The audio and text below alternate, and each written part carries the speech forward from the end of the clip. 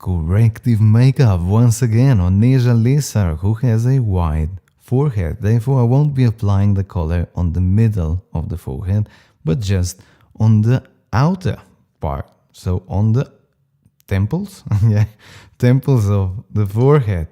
You see where the shadow would drop now. You see?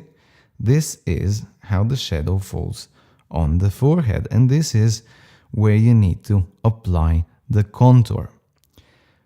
Usually creams work best when you're doing this because white forehead looks white because of the like angled hairline. You see how angled there is? There's not much hair on the outer corners, which means that if you apply dark there, works really well with darker hair, because if you're blonde, this can look crazy.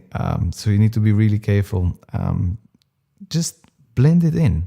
Creams work best on these little hairs, but don't stick that well.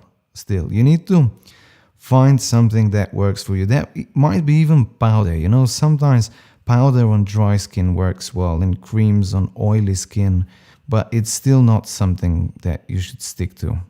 It's not a theory that would work for everyone. You already see how the forehead starts getting more like rounder shape, starts to become, oh my God, I lost my words, looking more 3D.